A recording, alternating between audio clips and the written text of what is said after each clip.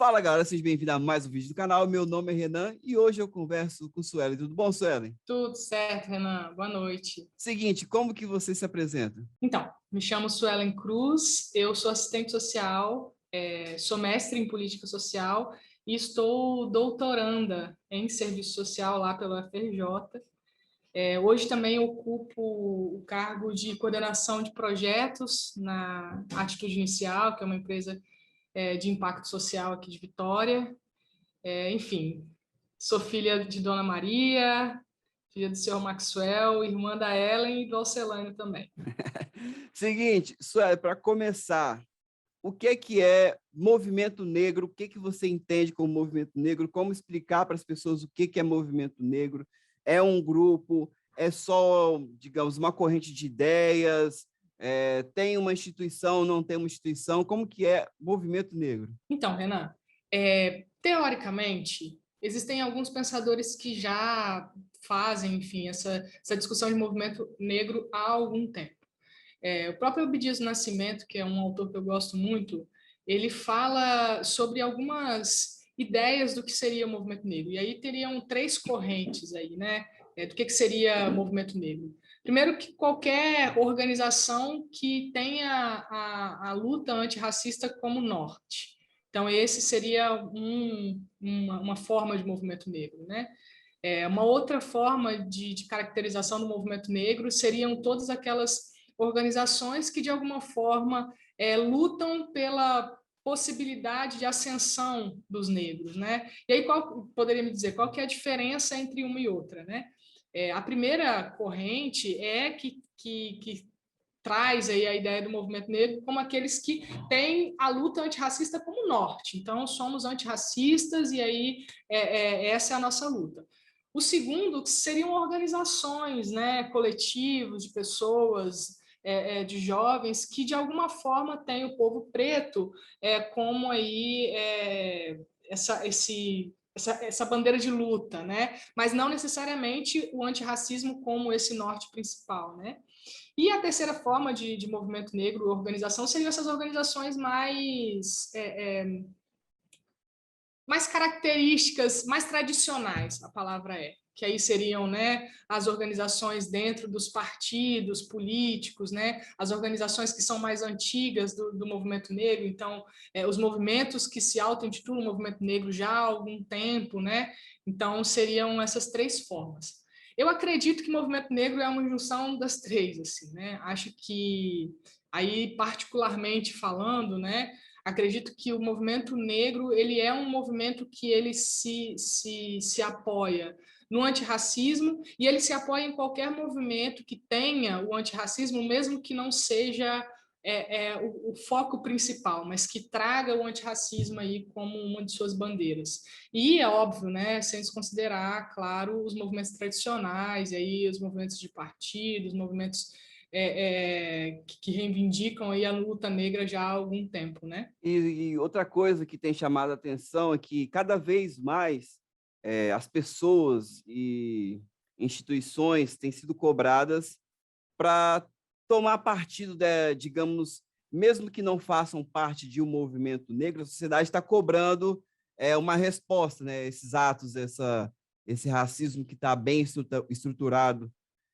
Mas em que momento, e aí eu vou perguntar como leigo, em que momento o movimento negro pensa no preto que não tem um controle emocional para se posicionar? E eu falo por quê?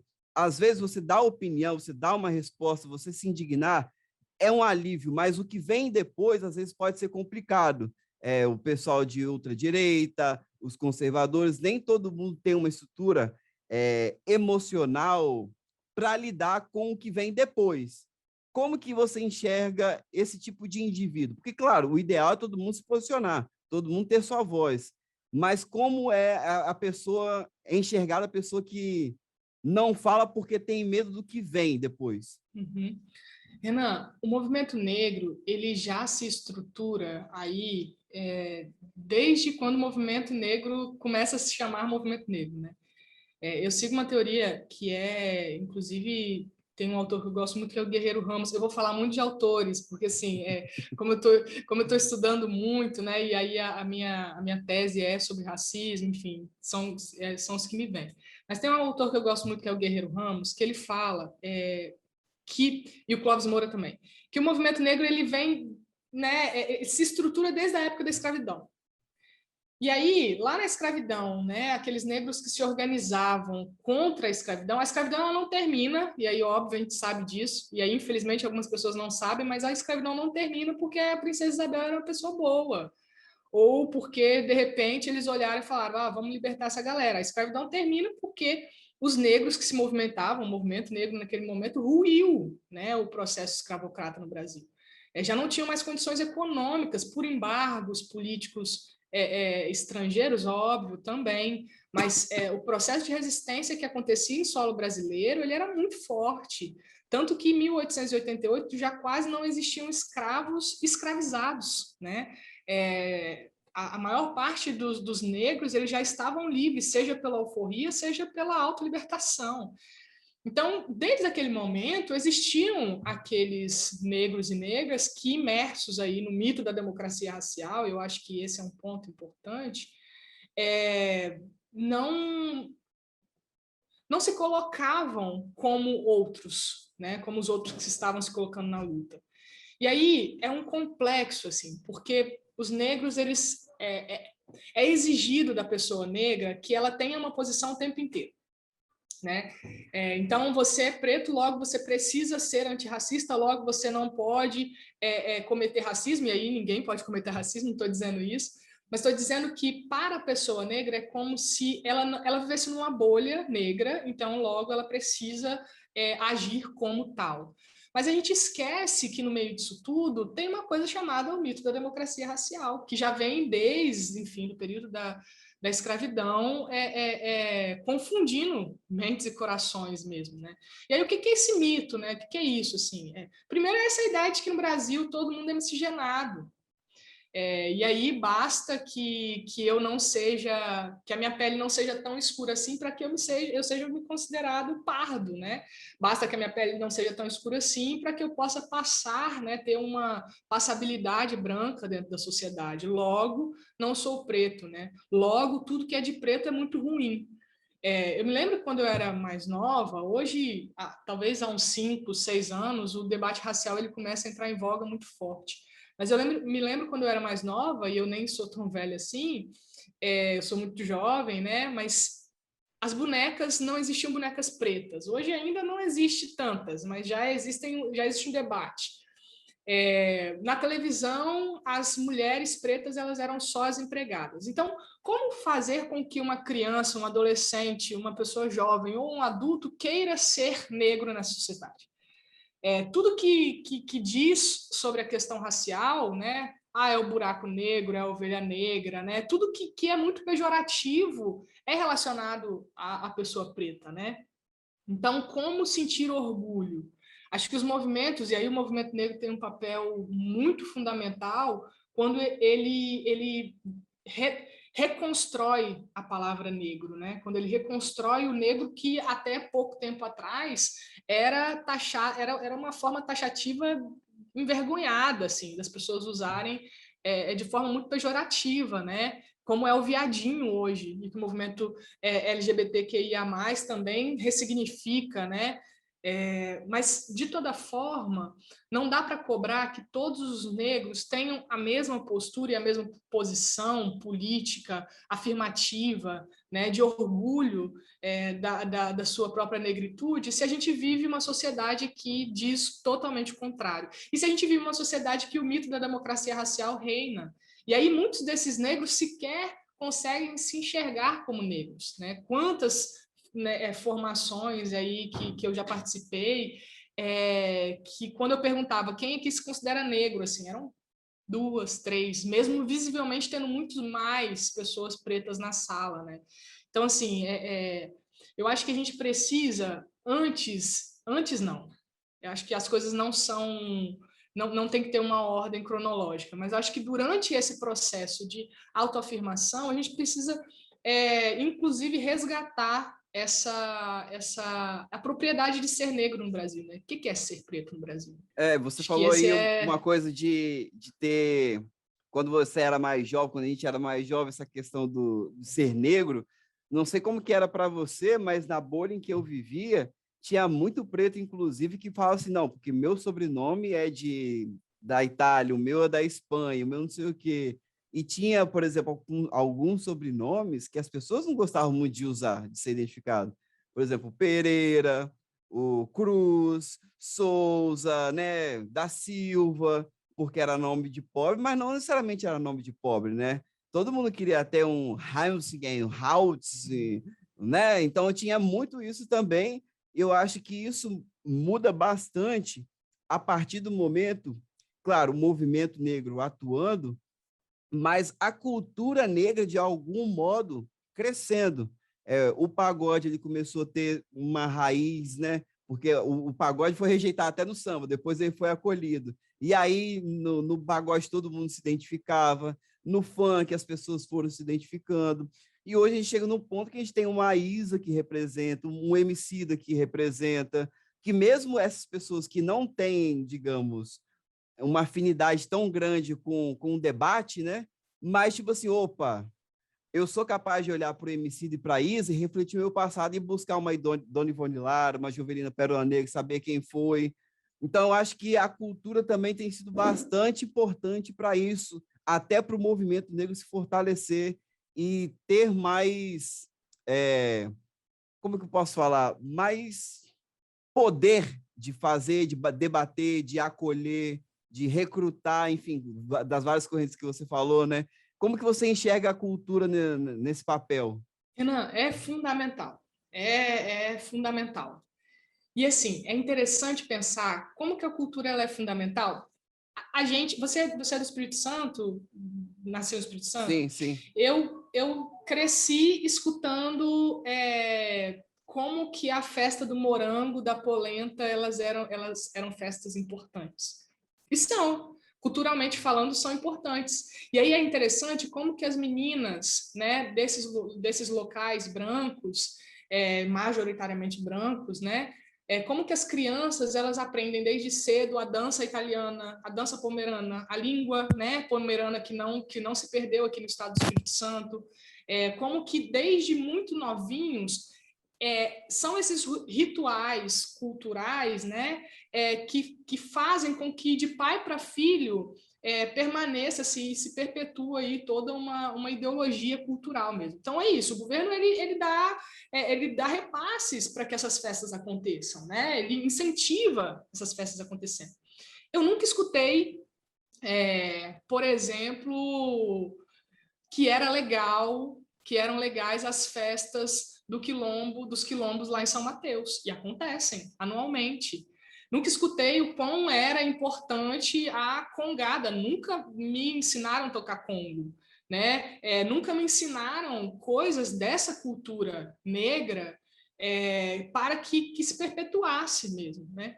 Então, quando a gente pensa em relação à cultura, e aí o funk, e aí o rap, né, que há muito tempo já vem tentando entrar na cena nacional, e que bom que hoje consegue um espaço, ainda que muito pequeno, representado aí no Emicida, que é fantástico, eu sou fã, mas é isso, ele é a representação, e aí a Isa, né, como se fossem as cotas, né, ainda do mundo branco, né, mas que bom que hoje já existe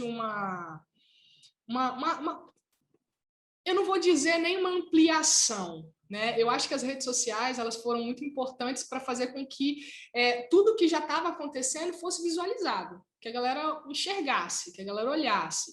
E aí, é óbvio, o debate que já vem se formando dentro do movimento negro há muito tempo, ele ganha uma democracia, né? Uma democratização desse debate, né? Então, eu estive no mês passado em Minas Gerais, né? Em um dos projetos, e aí era no interior de Minas. Eita.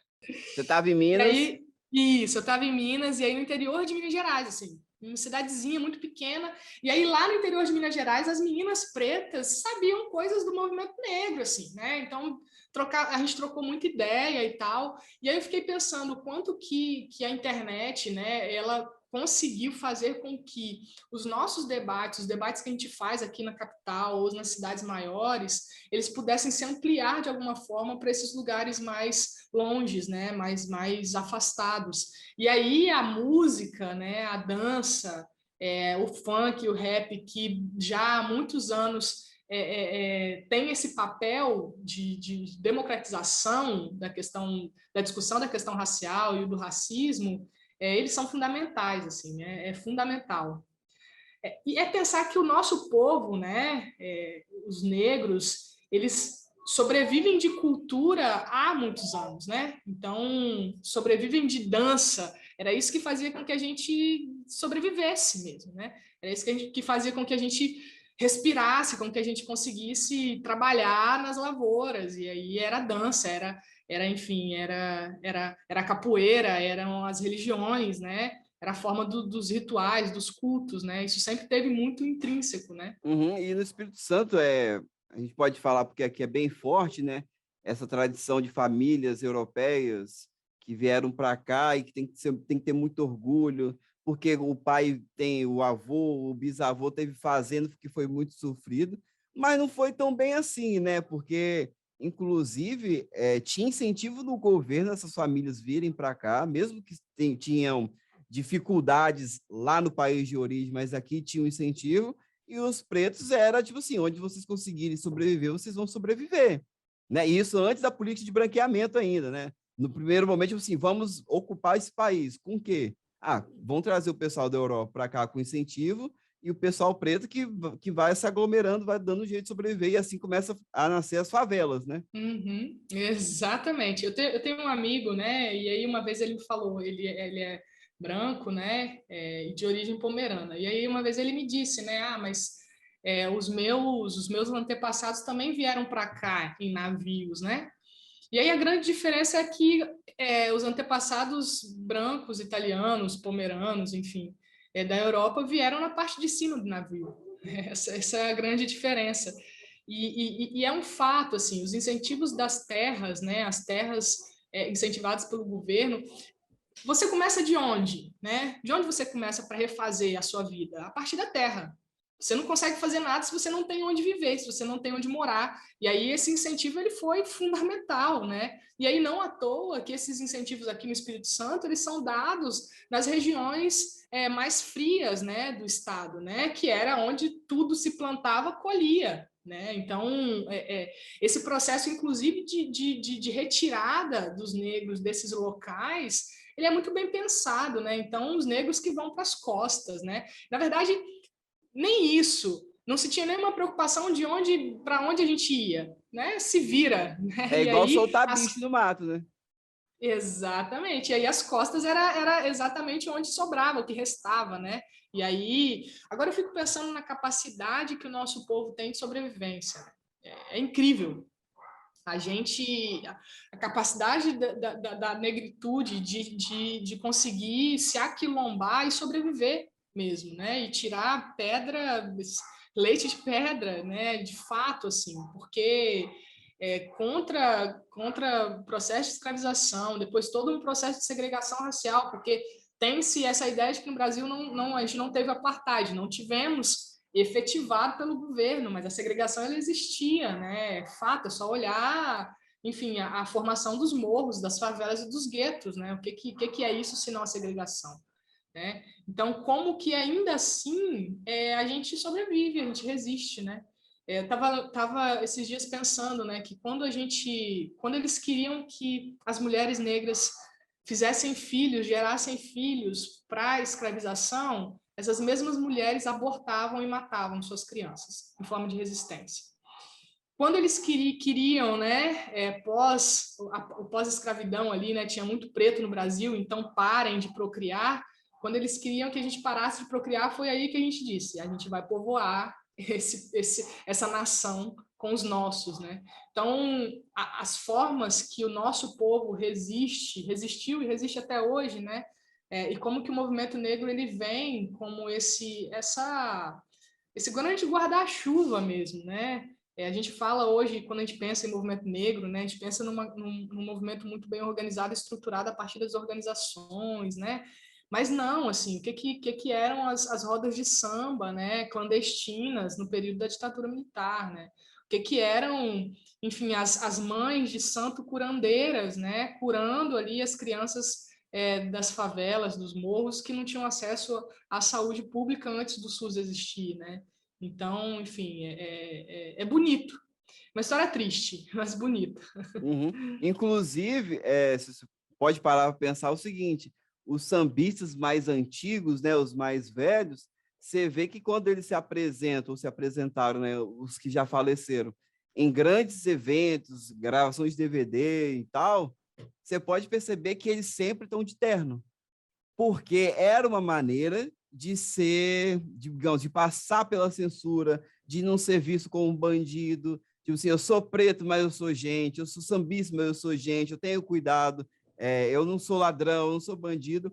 E isso se perpetuou nessa geração que foi criada assim, com samba sendo coisa de vagabundo, sendo coisa de preto safado, sendo coisa de, enfim, de quem não presta. Você vê que as pessoas que estão no samba vão ter a liberdade disso, é o pessoal que vem depois do pagode dos anos 90, né? Que tu coloca aquela roupa, aquela calça de linho, aquela coisa que na época era moda, tipo assim, grandão, largão, e aí começa a colocar a camisa de botão meio larga, um rosa com um verde. Então, essa geração que começa, tipo, opa, eu posso me vestir da maneira que eu quiser, mas antes o sambista tinha que ter um cordãozão de ouro, tinha que ter um terno, tinha que ter um relojão, um chapéu bem apresentado. Então, isso, de certa forma, matou um pouco a história do samba, porque a história do samba não é gente de terno.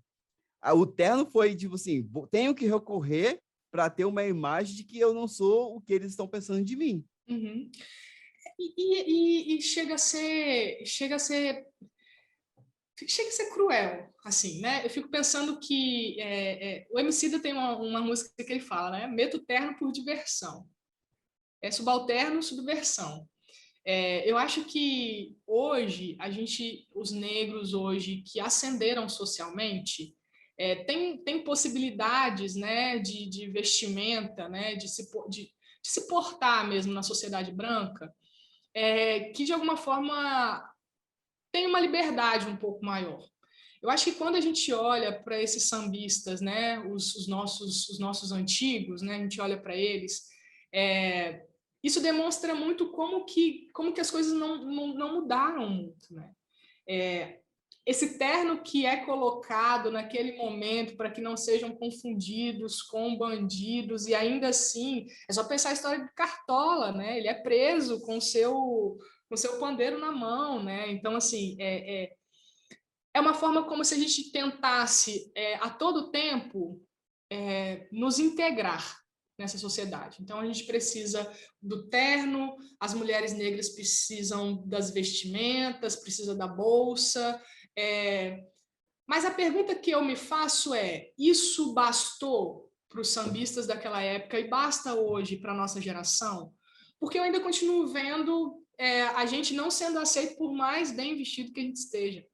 Me ocorreu de um episódio que eu tive no Rio de Janeiro, que eu saí para fazer uma palestra lá no Rio de Janeiro. E aí entrei no local, cheguei no local, o avião, né, não teve nenhum atraso, então cheguei no local antes, né, e tudo mais. E aí entrei no local, sentei, né, já no auditório, né, e aí sentei perto da mesa lá, que era a mesa central e tal, e fiquei ali sentado. Ninguém me conhecia ali, né, e as pessoas foram chegando e foram conversando entre elas, e eu não existia ali, né.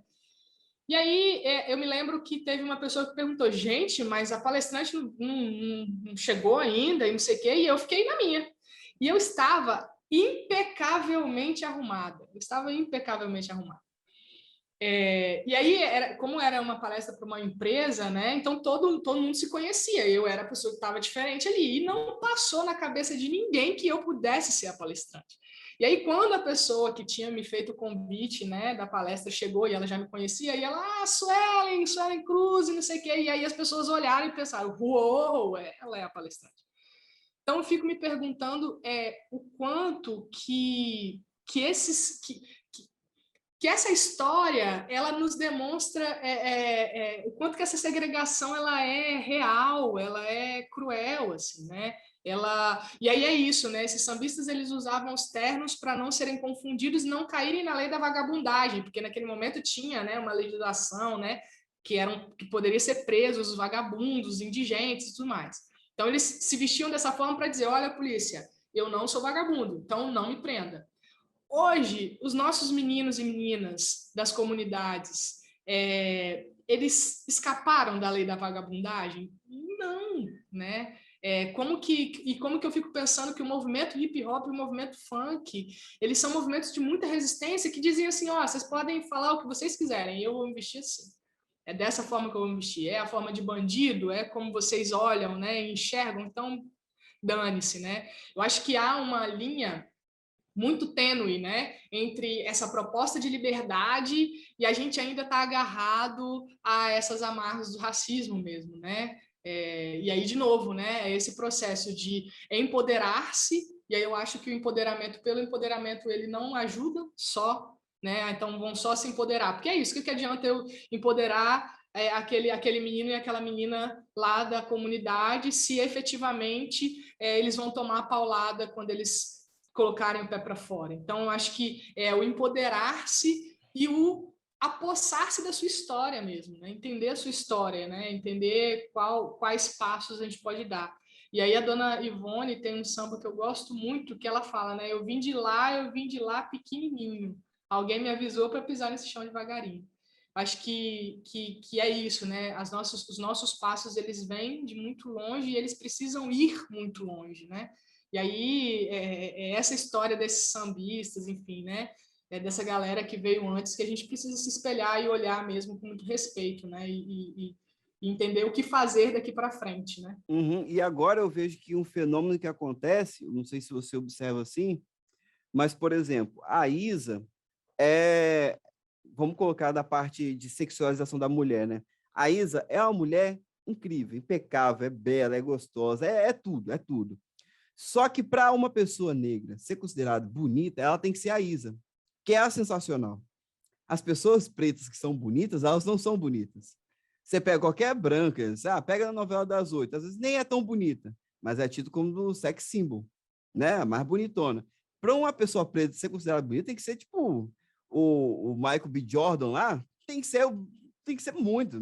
O Lázaro Ramos nunca vai ser visto como bonito, mas o Wagner Moura, que não, porque ele é um jeito, não sei o que ele é bonito. Então, até para esse tipo de reconhecimento é difícil. E aí uma coisa que acontece com o Emicida é o quê?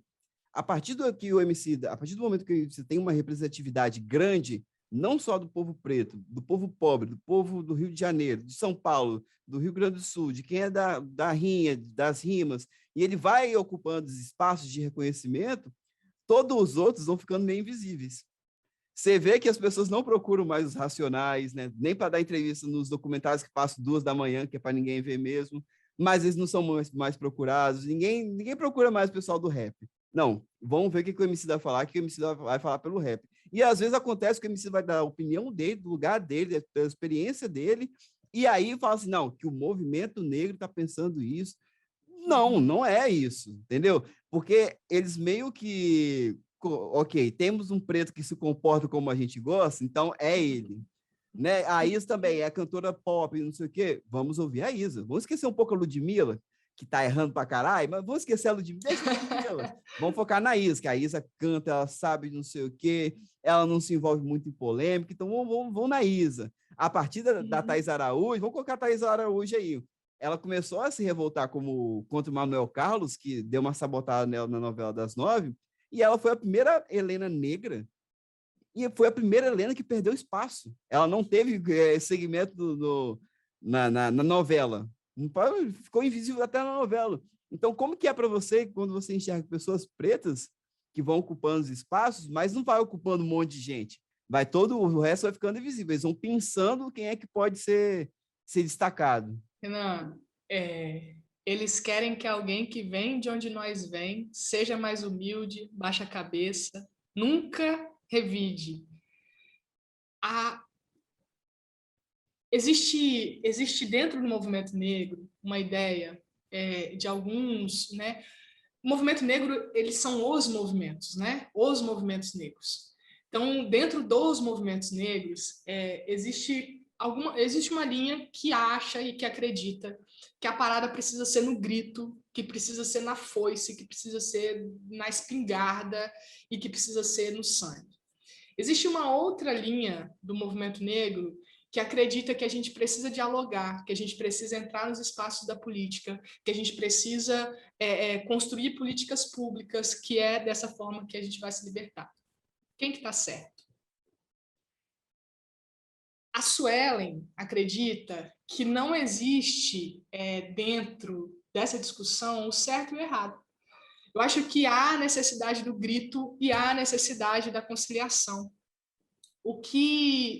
Conciliação é uma palavra muito ruim, e aí eu vou repetir. Há a necessidade do grito e há a necessidade da política.